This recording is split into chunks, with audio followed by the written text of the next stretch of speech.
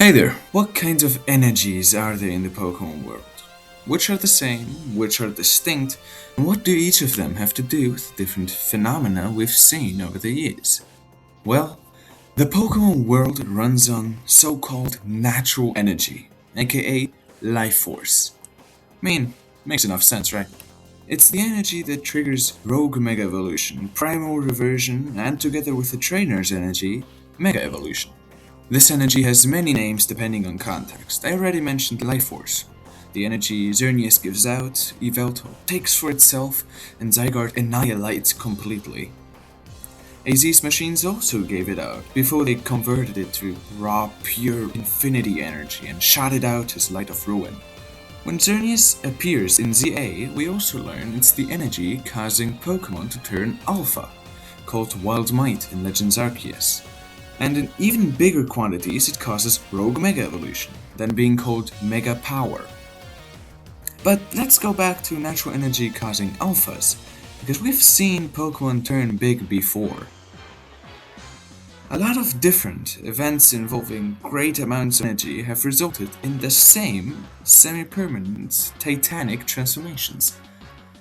The energy stemming either from Ultra Space and the Light Trio, or Herba Mystica, which itself probably comes from where the Paradox Pokemon come from, or in the case of noble Pokemon, Arceus bestowing their ancestors with it. And because these transformations are so similar to each other, and so similar to Alpha Pokemon, how they're shown in ZA, I'd say they are all caused by just natural energy. And I say just natural energy because it's the default. It's a kind of rule of the Pokemon world. Wherever there's lots of energy, Pokemon grow.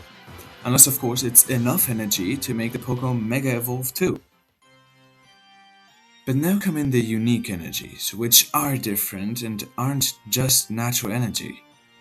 Z-moves, Dynamax, Terastallization are quirks specifically and exclusively caused by the presence of certain legendary Pokemon or their energy. Necrozma caused the unique phenomenon of Z-moves. Crystals which were once part of Necrozma's full body facilitate the use of Z-moves by Pokemon and their trainers. This is specific to Necrozma, unlike the lighted shares with Solgaleo and Lunala, which just causes the usual Titanification.